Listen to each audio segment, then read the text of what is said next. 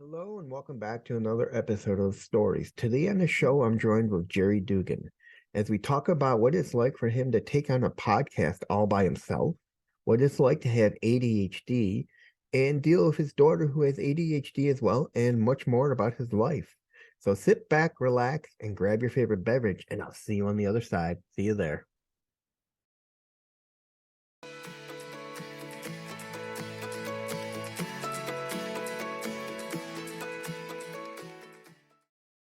Yeah. All right. Hello and welcome back to another episode of Inside the Asperger Studios Presents Stories. Today on the show, I'm joined with Jerry Dugan. Welcome to the show, Jerry. Hey, thanks, Reed, for having me here. And um, I'm the guy who went, all right. So if you heard that in the intro, I apologize. We dove right in. All right. So why don't you tell me a little bit about yourself? All right. So in 1972, my parents met in a country called Thailand. And no, I'm kidding. That's too far back. Um, yeah, I grew up an army brat. So yeah, my dad was in the army. He was a military policeman. My mom is from Thailand. I got a younger brother. And I'm only bringing that up because being an army brat meant I got to move around a lot as a kid. Every 6 months, I had a new set of friends because of the way the military is. Every 2 to 3 years, I had a new home in a new country or a new state. Um, so my life for me was normal in terms of it changes all the time, and there's always new people to meet, new places to see and live, and I loved it. My parents did wind up getting divorced. That ties back into just who I am and why I do what I do. But you fast forward to today. I have a podcast called Beyond the Rut. Just published a book called Beyond the Rut: Create a Life Worth Living in Your Faith, Family, and Career. And I launched a business that does leadership training and public speaking to help motivate people to live their best lives, to lead authentically, and lead in a way that I refer to as servant leadership. Somewhere in there, I managed to find a woman who married me, and we've been together. We're on year number 22 now. Uh, Congratulations. Thank you. Yeah. Um, I don't know how she's put up with me for 22 years, but she finds me entertaining at least, and it's probably because I probably do have ADHD. My daughter, she's 19. About 3 years ago, she got screened for it, and um, the physician even asked her if uh, I think she had something like 7 of the 9 indicators. I think that's what they said. So she definitely had it, and he asked if she wanted to explore medication, and um, she proudly said, "What? No, this is my superpower." Like she embraced it and realized this is why she's quirky. Um, and then so the physician also asked my wife and my daughter at the time. So this typically is passed from family member to family member. It usually runs in the family. Is there anybody else in the family who also has it and has been diagnosed with it? And they're like, no, no one's been diagnosed with it, but oh, wait a second. She is exactly like her dad. And then my daughter was like, no, he's exactly like me. Just like without hesitation said it. I'm like, that's my girl. so, uh, so it was recommended I go and get screened for it. It's been 3 years. I keep forgetting to go do it. Um, but being aware of it and the possibility of it has made so many things in my life click. And the question we always ask in my family is, how the heck do I even get anything done? I think is the miracle question they keep asking. And so that's me. Yeah, professional leadership development guy. Yeah, served in the military somewhere at some point. Oh wow, 2 decades ago. I'm getting old, dude. But it turns out military life was ideal for somebody with ADHD as well because you're constantly moving on to other things. You see more of the battlefield in a sense, and so Yeah. yeah. So that's me in a nutshell, sort of. So, anyways, what is it like running a podcast by yourself? I mean, a lot for all of you out there who don't know, Jerry got handed his podcast out of nowhere because he was teaming up with another person, and the guy just took off. Yeah, kind of. Yeah, So, he pod faded without me. so what's it like running this podcast all on your own? Oh man, I had a previous podcast that I ran solo with my family. My family were the guests recurring, and then I was the guy operating it. But that was a very low quality, low budget operation. Taking over Beyond the Rut and trying to give it a professional look and feel, to to really provide the content like the big dogs who've got venture capital, um, it's a challenge in terms of not so much creating the content, but creating and delivering the content on a schedule that the regular world expects. So for me, I like to batch record. So I interview my guests on the first Saturday of the month. They're all lined up on one day, and I get to talk to five new people, new friends, have these great conversations. I come out of there on cloud nine. The extroverted part of me is happy. My wife looks at me and says, "Man, I could never do that," because she's the introvert in the family. Actually, Mhm. I'm the extrovert in the family. Everybody else is introverted. Um, and so that part's easy. It's the okay, now I gotta slow down and I gotta edit the audio now. Um, Now I gotta write show notes. Now I gotta create marketing. And so that part becomes tedious for me. Like once I finally share it on social media and share, hit the share button with my email, that feels good and the interactions feel good with people.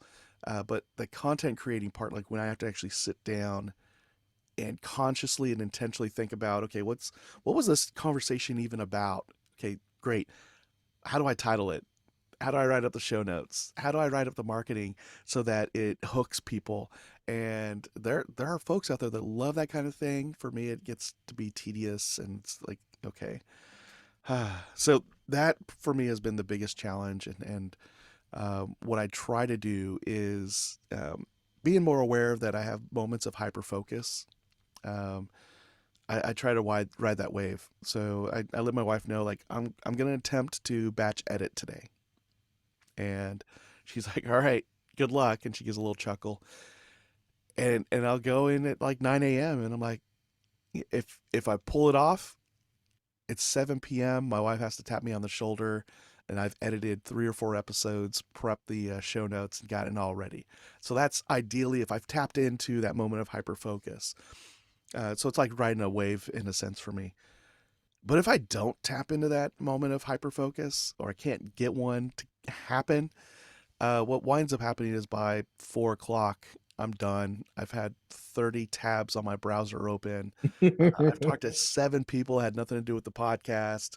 Um, I've learned a new skill or feature on a tool like Canva, and none of the 3 episodes or 4 episodes I intended to edit got done. And so, uh, as a solo artist or creator, and somebody who probably is working with ADHD, that's kind of how it is for me. And Yeah, I somehow know. something gets out Yeah, every Monday. yeah, I know that feeling. I mean, I'll do like a show and then I'll have this mental note in my head like, okay, now you gotta edit it. We're gonna edit this tomorrow, both the audio and the video, and it will slip by me. And then it happened one day. I had one of my guests email me back and go, "Hey, Reed, where's the show? Where's our show? I went through your website and I can't find it." And I go like, "Oh, it's got to be there." So I go into my I go into my website. I'm scrolling for all my shows. I'm like, "Oh crap. I didn't edit it at all." I'm like, "Hang on a second. I need to edit it. I'll throw it up. I'll give you the link once it's edit done. It'll be up right away." So I quickly rush into my editing. And once I get into my editing, I'm in a zone and I just start editing and listening and I'm like, okay, done, done. Throw it up, boom. And then I copy the links and I send it off. I'm like, hey, I'm sorry. I totally slipped on this one. She's like, hey, it's no problem, long as the show's up there, so I can't pass it out to everyone I know. Yeah. And, you lose track of what day it is. Like, wait, today's Monday? Oh, gosh. I'll Yeah, I be mean, I have that a lot though because I purposely put my shows up on Wednesday, and a Wednesday will go by and it'll be like, what day is it? Today's Thursday. Oh shit, I was supposed to have a show up yesterday. Yeah. Yeah. And for me, at some point, I don't know when I adopted it, but no, it was, I don't know what year I adopted it, but at some point I read a book called The Miracle Morning by Hal Elrod, and it talks about like savers as this like these 6 things that he does every morning. And I gave it a shot, and I realized, for my brain, it probably works better if I just give myself 2 hours for personal growth and activities. But just getting up 2 to 3 hours before my actual workday starts, I found helps rev my brain up, lets me kind of play around with everything I want to play around with, and gives me some level of focus for at least a few Hmm. hours until we hit the lunch hour. the afternoon is just sort of like, all right, world, you can take over the schedule here. What fires shall I put out for you today? Uh, but by going through that morning routine of just focus, read a book, journal, that's helped ground me, and it'll help me launch 2 to 3 hours of good productivity, and I just work hard and heavy. It's like, all right, and short tasks. I think that's the other thing. So I'll use a to do list of things I know I need to get done, and then I just admit to myself, I'm not going to get all this stuff done. So what are the 2 or 3 things that'll be a win for the day? And I can pat myself on the back, and then everything else is just bonus points. And so from there, I just launch into the. Now the trick is I've got to do one thing at a time, or I'm going to be like, oh wow, the cat wants to play with a string with me, and then an hour is gone. Or somebody comes in, like when I had a corporate job, somebody will walk in the office and ask a question, and they probably just wanted a 5 minute answer. And 45 minutes later, we're like, all right, cool. Not only did you get your answer, but we like brainstormed 3 future projects. I feel great. And they're like, yeah, this is awesome. And then they leave, and I realize, oh no, I needed to work on a report for my boss. And now I'm scrambling to get that information together. Or, um, if I'm the boss, then I delegate it to somebody and see if they're willing to take it on or have the time to. And so, yeah, yeah, that's I think I've gone off on a tangent already too, because your question was, how do I podcast as a solo guy? And so you got a big taste of that, and then life before podcasting, or before A- full time podcasting. Anyways, you said your journal. Would you say that was one of the ways you keep yourself organized? Um, I don't know about keeping myself organized, but at least reminding myself of ideas and goals that I want to come back to. So as I revisit a journal entry from 2 or 3 years ago, it's like, oh yeah, I did want to get that done. And if I think about it in that moment, I take action to put it on my calendar, then I start taking steps towards whatever that thing was. So publishing my book, for example, Beyond the Rut, um, that had been a goal that I journaled about for years. It was in the business plan for Beyond the Rut, the podcast. I'd written into my journal that I want to publish a book by the end of the year, a couple of years back, and I was just kind of flipping through a journal, and I was like, that book never got written. Like it never even got drafted or outlined, and so let's take care of that. So that was like 2019. I started drafting a book. I did an outline, but then it went back on the shelf. I forgot about it. Journaled about it. Like someday I want to write and publish a book, and I came across the journal entry at the end of like 2021, going into 2022, and I realized I still have not published that book. Um, and so then I just committed to 2022. It's going to get done. But of course, I was already like leaning towards forgetting again. And then that's when I ran into the guys at selfpublishing.com while I was at Podcast Movement in Dallas. And I was like, you know what? I'm definitely going to get this done if I pay somebody to hold me accountable. And it's if I pay for this help, I'm going to have 2 levels of accountability: selfpublishing.com and my wife. And so selfpublishing.com, because that's what they get paid to do. But they're gonna let me work at my own pace. My wife, however, is gonna be like, you invested how much?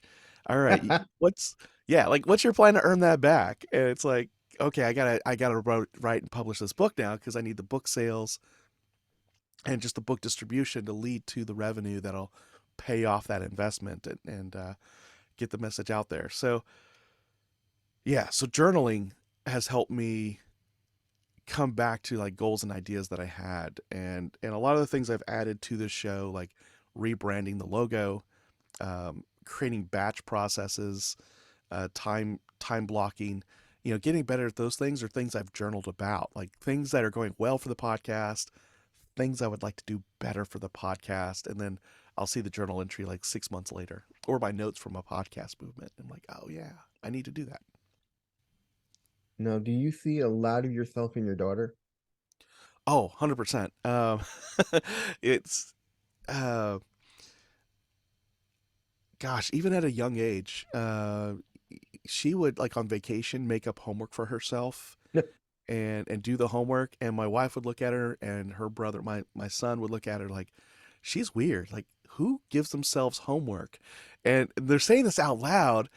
Emma, she's just going along doing her homework, and as they're making fun of her doing homework on a holiday, I'm like backing away, like, this is awkward. And then they turn around and look at me like, why are you backing away? I'm like, I used to do that too. Just call my mom and ask her, and she'll corroborate. And sure enough, they'll ask my mom, and then she's like, yeah, he used to bust out workbooks and do homework on, like, it wasn't even his actual textbooks. Like, we'd go buy textbooks so he could do homework on the weekend, and he was just weird like that. So there's that. Um, she can't really sit still. She's always on the go, activity based. Until she became a teenager, she was always on the go. She was into some, if there was anybody who was going to do anything nerdy or quirky, it was going to be her, with me. So, like, um, we got into geocaching for a Oh, while. love And that. That was yeah. fun. So my brother, not my brother, my son, not so into it. My wife, definitely not into it. But Emma, like, she would bring a clipboard, take notes. She'd want to hold the phone with the GPS on it. Once we got to the location, she would say, "Now you go find it." So, total princess move there. Um, and in a lot of ways, I was like her translator to my wife. So, if Emma was having a hard day and a bad communication day with my wife, I would completely understand where Emma is coming from and explain to my wife Olivia, this is what she's thinking. This is where she's coming from. This is what we need to do for her. And Olivia's like, no, that's not it. How would you know? I'm like, well, our brains are kind of wired the same way. And sure enough, Emma would hear this and go, that's exactly it. That's how I'm thinking. That's how I'm feeling. Just let me do this. And, just, it's really neat to see her in action. And, she strives to do her best in everything. She's always improving herself to be better than she was yesterday. Uh, and she always takes on a new hobby, and she does it really well for like 3 to 6 months. And then she's like, all right, cool, I'm done. And she hangs it up. So I still remember when she got into origami for like 3 months. When she was finally done with that phase, we emptied her room of, I think, 12 garbage bags full of origami items. We literally keep two or three. Um, and then we were just like, we're bad parents. Like, we let her make so much origami stuff that she literally had like a foot and a half to 2 feet of like an origami lake in her room that she didn't let us remove. Um, so yeah, I see so much of her in me. Everything from the quirkiness, not being able to sit still, always thinking about everything, um, and just being nonstop. And yeah, that's her. That's me.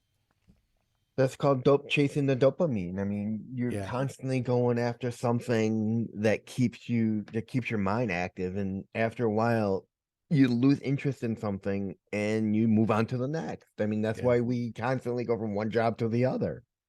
It's because we get bored of the job and we want something more. yeah.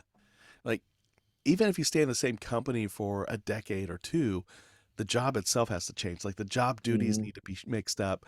Um, a lot of the careers I've had that I've done really well in, uh, you know, the routine stuff I would suck at. There are people who love, filing a report every Friday, or sending out a certain message every Monday.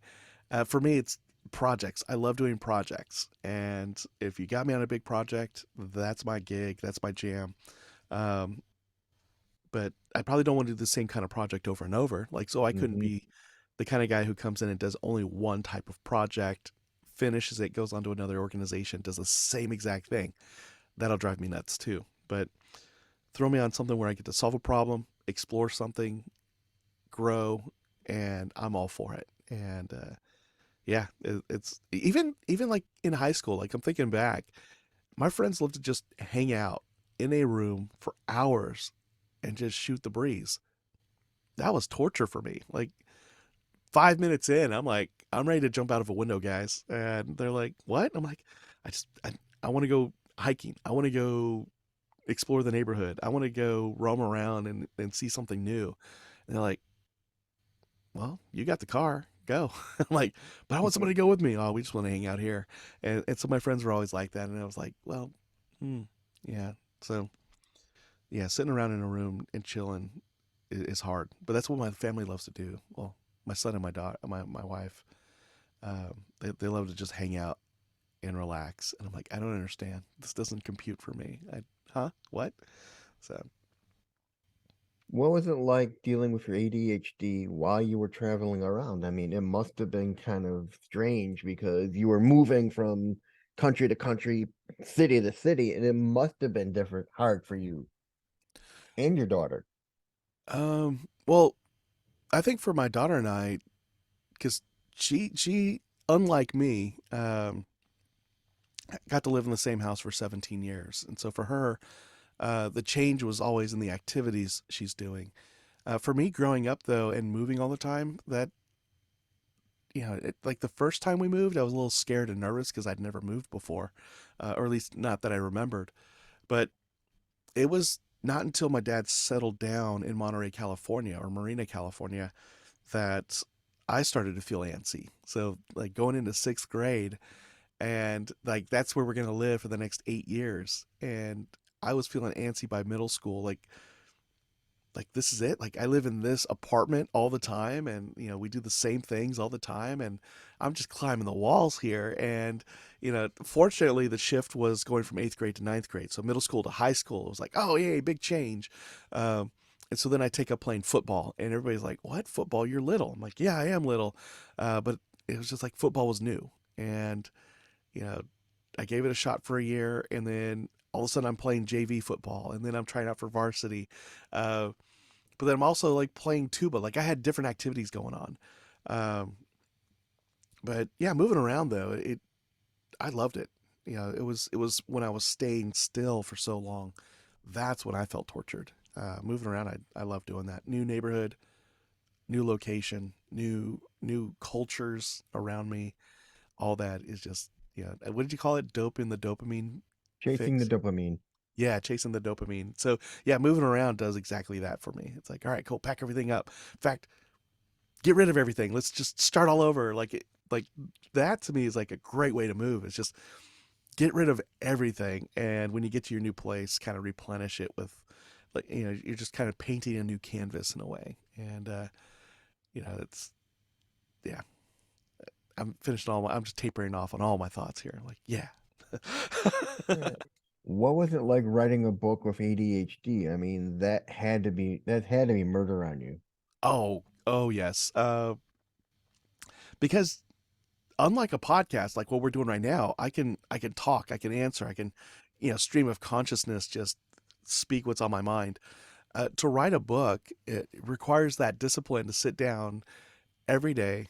And people always said, just sit down every morning and write 500 words. I'm like, that's easy for you to say. Me, I want to learn how to make a new omelet this morning. And uh, yeah, it's just like there's some new thing. Like I want to go on a ruck march, but I want to go that way, and then instead of doing it for 40 minutes and then get to writing, I want to ruck for 2 hours, and I want to read this book instead. It's really good. Or when the new Dune movie came out, I wanted to reread Dune. And so the challenge for writing a book, having ADHD, is actually writing the book. And Hmm.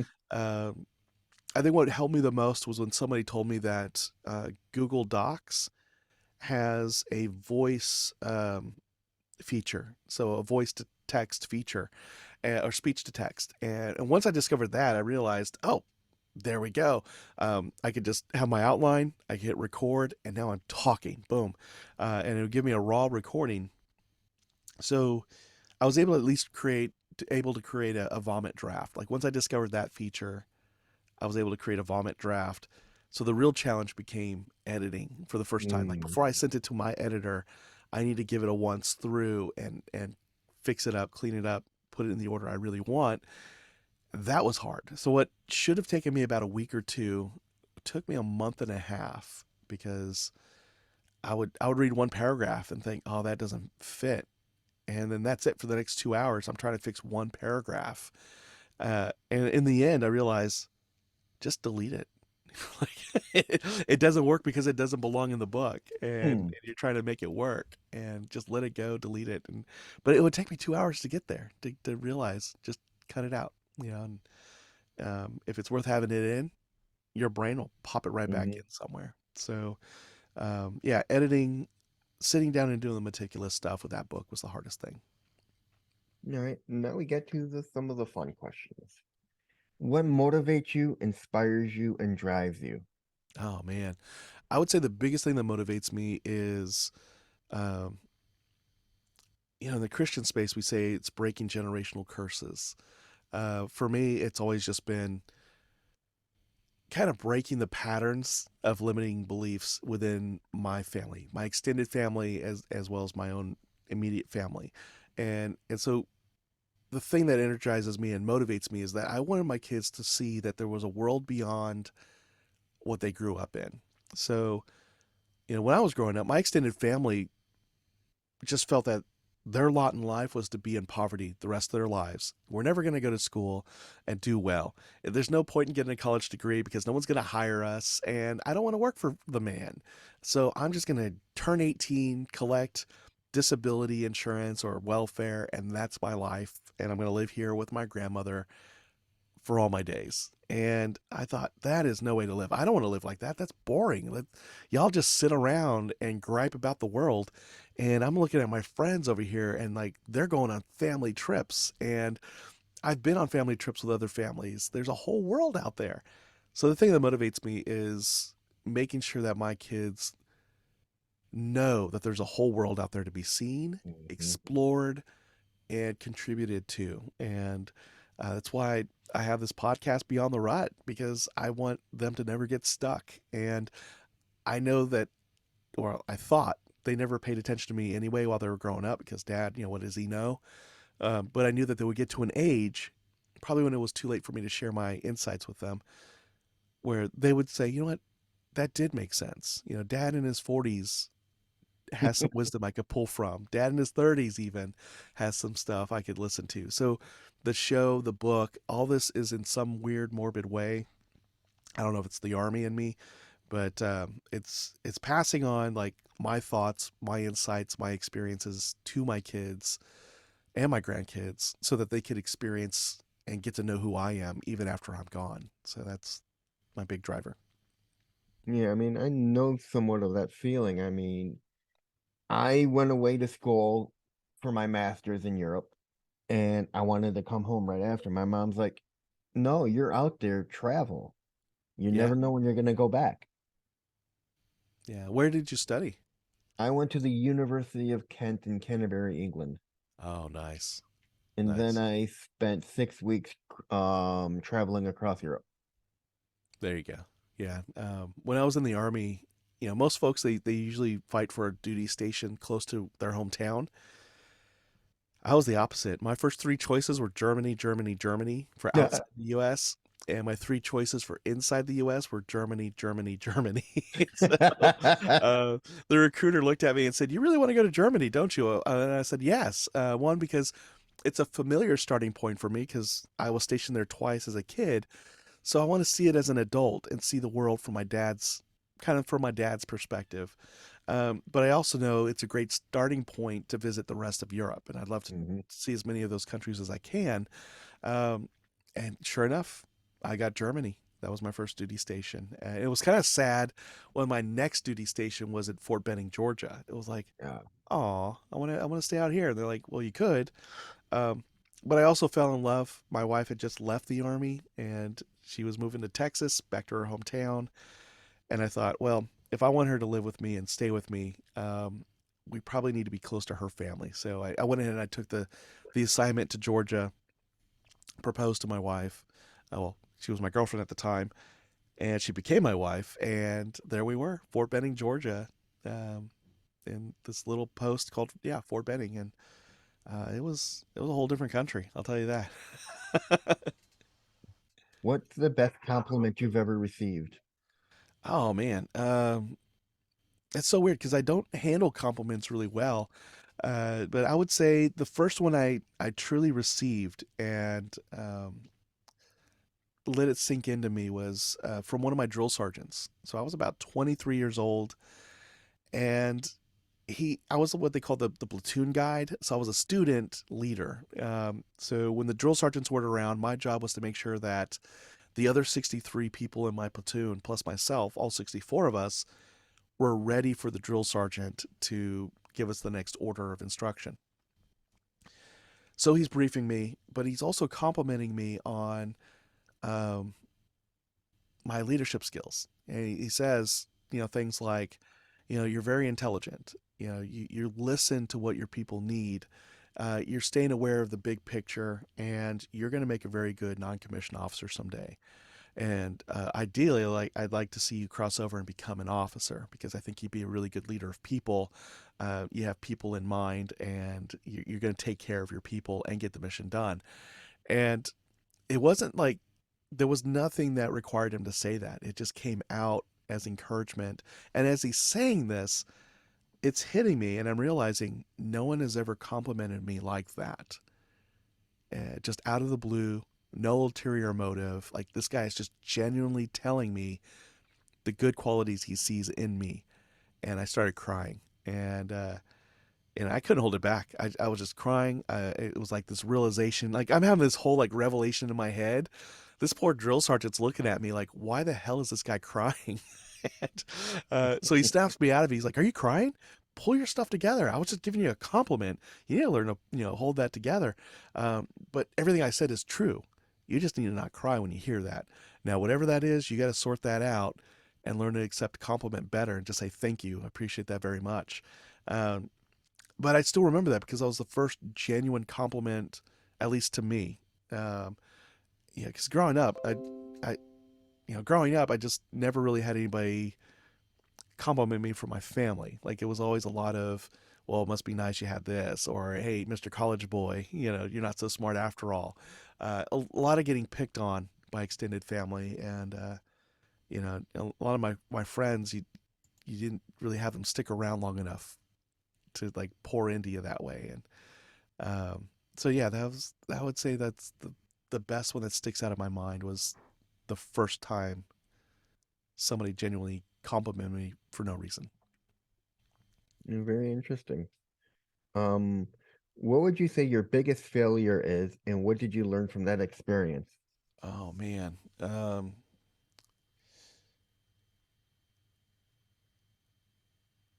there were two. So the first one actually is uh, right before we went into Operation Iraqi Freedom. So I'm the medic, and the artillery unit I was in took care of the medic. You do your job, you rest all the time you need because we need you fresh when it's time to go and treat people.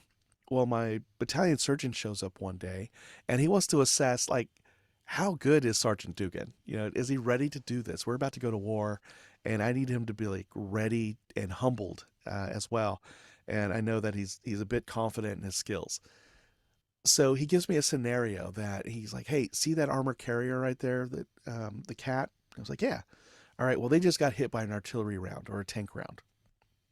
Some people are alive, some people are dead, but I need you to get in there and take care of the scene. And so I immediately rush in, and it turns out like while I'm in there in that vehicle, I could have had people setting up a Humvee to prepare for transport, and I didn't do that. So he's picking on me about that. Um, it's time to like start evacuating the living folks out of the vehicle, and he's like, "Well, you want to drag them out of this hatch here? Well, that hatch is blocked. You need to go through the top of the vehicle." And I realized I can't pick these people up. I'm like 5'4", and I weigh 165 pounds, and these guys are like 6'1" and 200 to 300 pounds. And I'm finding myself finally not able to lift or drag anybody for the first time in my career. And I'm like, how do I do that? How do I lift a guy 4 feet, 5 feet up in the air? And so I had to get creative, and I even then it didn't work. So I wound up having to ask people to get on the vehicle and help me drag people out. And it was a humbling experience because in the end we all determined Dugan saved nobody. All five people in that crew died, even the ones who were alive when he got there, because it took too long for him to assess and move them out. And the way he moved them out of the vehicle wound up paralyzing them, and they couldn't breathe and they died. Plus, on top of that, the vehicle wasn't converted in time, and so you couldn't transport them. And he also didn't know where to take them once he had them all out of the vehicle. And I was like, oh man. And it just hit me like, in a few days, no one else has accepted this, but in a few days, we're going to cross a minefield, and this is going to be real the next time. And I already know I can't pick up these guys, except for these little ones. And so I need to think of a plan here. And um, I need to know where the LZs are, the landing zones are. I need to know where the aid station is at all times. I need to know who my combat lifesavers are that I trained so I can leverage them for help. And it was a wake up call for our platoon leader and platoon sergeant because they also realized we got to help Doc. Like, it's not just Doc on his own handing out chapsticks and foot powder. Like, Doc needs a whole team of people to do anything that's mass casualty. And so it was just a good wake up call. It put us all on the top of our game. Fortunately, that never happened to us. And the worst that happened was somebody like bumped their head and needed stitches, and another guy dropped an artillery round on his hand and broke his thumb. Um, and so other than that, though, we didn't have a mass casualty where we had to lift people up and you know get creative with how to take care of them. So that'd be the first failure. It was in training, so that was good. The second one would probably be with like a real estate transaction. I was dealing with another agent who was desperate. I was also desperate. We weren't making money at the time, and it was around the time when the market had crashed in '07. And in the desperation with this other agent, did a bunch of things that were not kosher, that were not legal or ethical. Like she made a copy of the house key to give to her client. So when the deal fell through, her client had moved into this house, and it wasn't even her house yet, and she wasn't leaving. And on top of that, it turns out my clients were doing some shady stuff. Like they didn't actually own the house; they had a power of attorney, but they didn't include like all the siblings. So it was like mom's house basically, and so they wound up doing something shady. Mom died. She passed away from natural causes. She was older, and that was when all the truth came out. And so the failure was I didn't do my due diligence. I didn't really find out like how much of the family is involved. Is the whole family on board with the sale of this house? No, Miss Other Agent, you cannot make a copy of the key. You've been in the business longer than me. Shame on you for thinking we can do this. And it created a nightmare for everybody. And if I just took the time to ask a few questions to protect everybody, it would have been avoided. So I do that now. I still trust people, but I'll Hmm. ask a few extra questions just to protect everybody involved. And yeah, it's helped me ever since. So there you go. You got two. All right. Tell me about tell me about three influential people in your life and how they impacted you. Yeah, I'll start with my dad because I lived with him through most of my life, or at least for all my childhood. Uh, Very nice guy, gentle giant. He's like 5'10", so giant to me, and or 5'8", whatever his height is. And he's the kind of guy that he doesn't know how to express himself socially, but he is the kind of guy that will give you the shirt off his back, the last $20 in his pocket if you're hungry, if you're cold.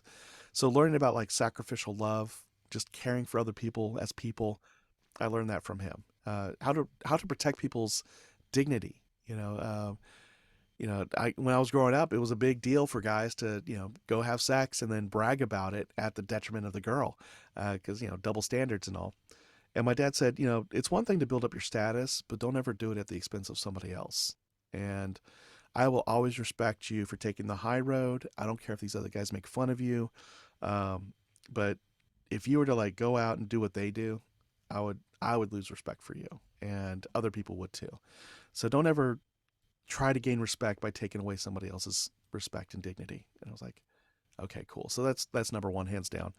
Um, Another one was that drill sergeant I told you about.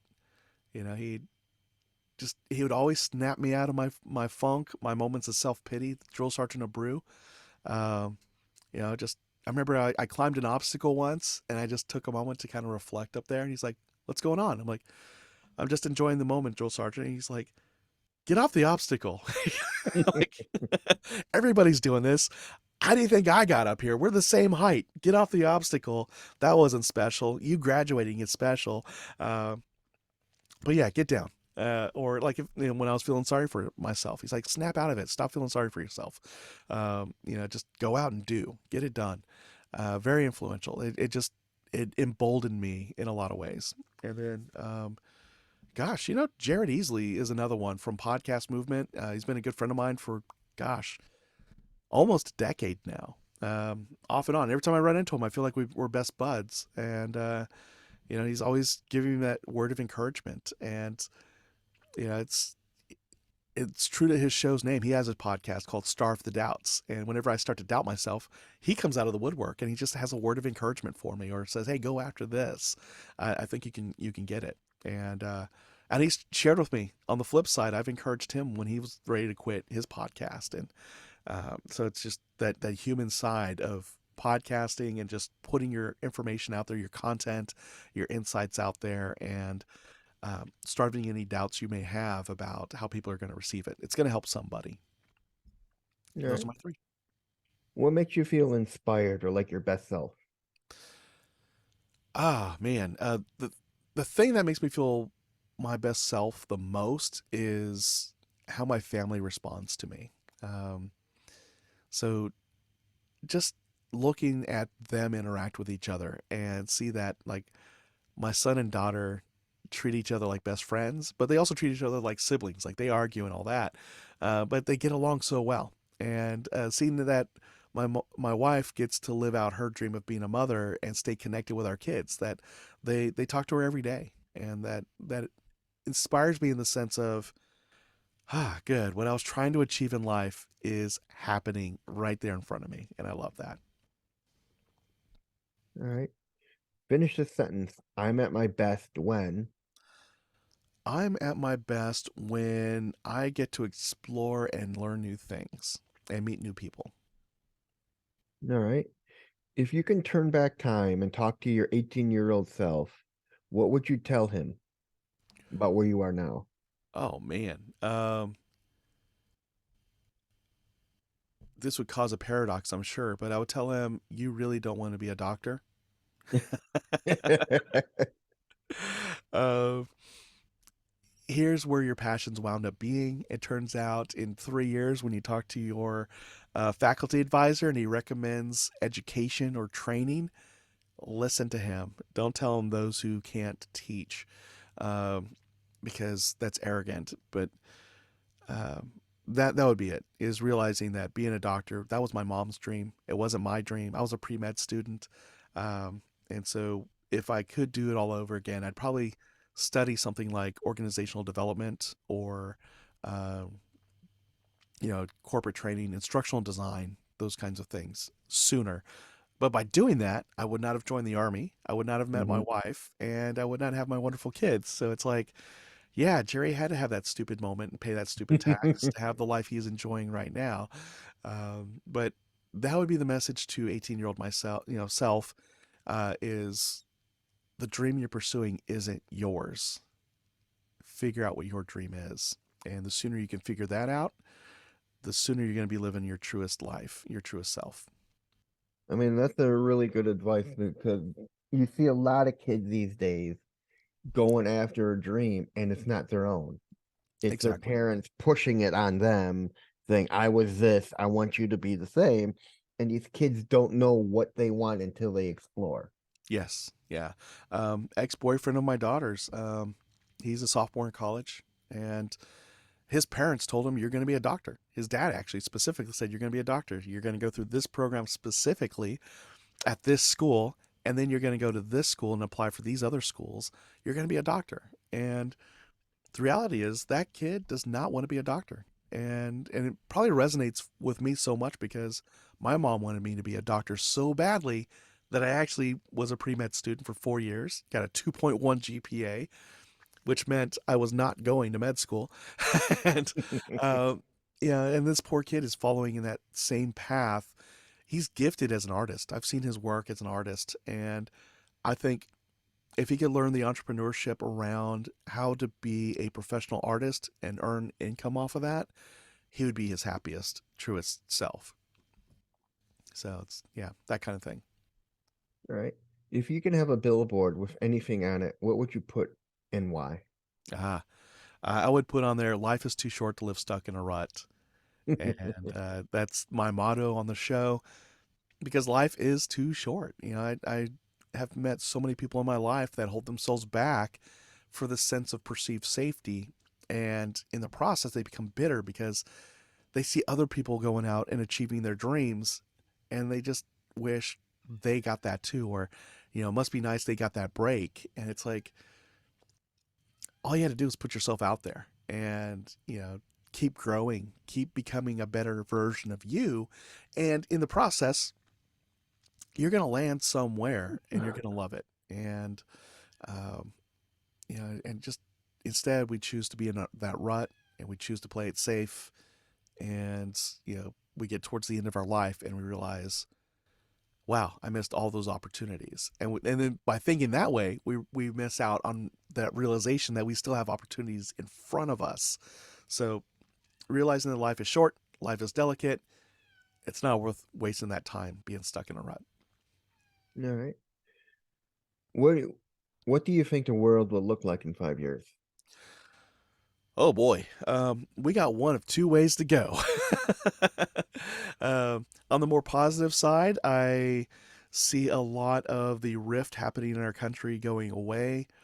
More of the middle ground coming forward, saying, "All right, the extreme right, the extreme left, you've had your chance to play. It's nearly ripped us apart. This is ridiculous. Let's calm down." And I'll see more. I see in the U.S. more collaboration, more of a return to the center in a sense, while still pushing, what it means to be an American. And uh, yeah, just closer ties, regain ties with the rest of the world. The world is still going to advance. People are still going to improve things. People are still going to invent new processes and software to make life better for ourselves. So that's one direction I see us going in. And if nothing changes from what we're doing now, um, we'll just be on the brink some more. The media will keep selling what sensationalizes and sells ads for them. And, Russia will, that'll be interesting. I guess in the next year or two, Russia is going to be very interesting. And, there's a lot going on globally that's worth watching, and holding our breaths to see what happens. But again, no reason to pause on life and wait to see how other people decide, their fates. So, All right. What was your favorite subject in school? oh boy, the Asian answer would be math. That's what I would tell people. I think the honest answer was history. I am a big history buff. I never got less than an A in history until I got to college, and I got an A minus. uh, I learned later on because of like the Clifton Strengths Finder assessment, Mm-hmm. or is it Gallup? I think Gallup bought Clifton Strength Finder. Anyway, context is my number one strength. So I love looking at historical events and making sense out of it, and even using historical events to kind of predict what's going to happen in the future. So yeah, I love history. History is my friend. All right. Would you consider yourself an introvert, an extrovert, or an ambivert? Um, from what I understand, I lean more extrovert than anything else. But people have noticed, like socially, I do have some introvert tendencies. So like some of the activities I love doing, backpacking, but I don't want to go backpacking with a bunch of people. I want to go backpack by myself. And so that tends to throw people off. Like, Mister, let's take everybody with you wherever you go. There are times where I do want to just go off and be on my own. Um, but I do lean more extroverted than anything. All right. If you could be remembered for one thing, what would it be and why? Um, with my family, that I was there, I was present, I was loving, and with everybody else, that I inspired them to be a better version of themselves. All right. Why don't you tell me a little bit about where you are now in life? Ah, so at the time we're recording this, I am. Let's see, it's March 2023. I left my corporate job about 6 months ago, and it was a job where I was doing well. I was getting paid well. I was on this track to be a chief learning officer somewhere, and I gave that up because I wanted to pursue a sense of freedom. I wanted to, you know, be able to leverage my creativity, get that book out there beyond the rut, and So yeah, I'm 6 months in. I'm promoting the book. I'm promoting the podcast. I'm growing a business called BTR Impact that helps organizations learn about servant leadership and apply those concepts to their leadership style. And it's fun and it's scary at the same time. So self-employed with a new business, BTR Impact, and just full-time podcasting and guesting and connecting with people. A lot of the things I did not get to do as much of when I was working for one company at a time. Now I get to work for multiple organizations across the globe. All right. Now we're at the part of the show which is a little bit more fun and a little bit more different that everyone always loves to hear. What is your favorite word? Oh man, I would say moist, and only because it is one of the words my daughter hates. So I like to see her roll her eyes and get annoyed. I yeah, that would be. I don't know why. That word annoys enough people that I've made it my favorite word. It What just enough is sand in the yeah, gears to annoy people, I guess. what is your least favorite word? Oh man, I can't. So more of a phrase. I can't. Yep. Yeah, and What turns you on creatively, spiritually, and emotionally? oh man, from a spiritual perspective, just knowing that, from a Christian background, that no matter what I've done in life, I'm forgiven. And no matter what anybody else has done in life, they're also forgiven if they want to receive that. So that charges me like crazy. It's not just I'm special. Like we're all in some way, shape, or form special and loved by a creator out there. Um, so it's not an exclusive thing, but an inclusive thing. And understanding that, allowing everybody else a chance to shine, a chance to bring out their best, gets me fired up. And it's again just that tie-in with Beyond the Rut. It's like living a meaningful life, a worthwhile life for yourself, knowing that we're all entitled, not entitled to that, but we all have that opportunity. And I love to see people go after it and say, yeah, yeah, I'm drawing my line in the sand. I'm going for it. So that inspires me like crazy. All right. What turns you off? Again, people who quit on themselves, quit on the people around them. You know, and there's a difference between I need to take a break and get back into this and just flat out I quit. It's to me quitting is selfish. It's letting people down. It diminishes trust in a lot of ways. Um, and a lot of people who tend to quit just do it in a way that leaves everybody in a lurch. And there's a way to exit, Hmm. um, and do so in a way that helps everybody still continue with what they need. But to just straight up quit on people, and quit on yourself, especially, that just shuts me down. It's like, I can't help you then. All right. What is your favorite cuss word? Oh man, I can't say it, but it comes from the army and it's fucktard. Um, All right. and What what sound or noise do you love? oh man, I like the sound of a babbling brook. And again, camping. If I could set up next to a creek or a river, I'm doing it. What sound or noise do you hate? My dog whining. Okay. uh, no, he's got this weird like chimpanzee whimper he does when he sees another dog, and it's his Mhm. way of calling to that dog to come be his friend. And then once the dog is over there, it's all riled up because this other dog, my dog, has been barking at him or whining and chirping at him, and it's annoying in the sense of it doesn't help us make friends. All right. What's your favorite color? Blue. What's your least favorite color? Oh boy. Fuchsia. All right. What profession other than your own would you like to attempt? Oh boy. Actually, this is what my wife and I refer to as our retirement plan. I want to work for Disney World, Walt Disney World, but I want to be the guy that picks up the gum off the ground. That is the job I want. I want to be outdoors. I want to be interacting with people. And when somebody sneaks gum into the place and spits it out, I want to be there to scoop it up, throw it away. But that's not the reason I want to do that job. I want to do that job because if there's a kid who drops an ice cream, I want to get that child another ice cream and Oh, brighten their day. So, yeah, what profession would you not like to do? cleaning sewers. Yeah. All right. If heaven exists, what would you like to hear God say when you arrive at the pearly gates? Welcome. I think that'd be the word I want to hear. Um, yeah, that'd be the word. Welcome. Come on in. All right. When you arrive at heaven, who would you like to meet? Oh boy. I mean, essentially, I'll have eternity, but I definitely want to meet Jesus. I want to meet. I don't know if Adam will be there, but I'd be like, dude, we had to go through all this because of you.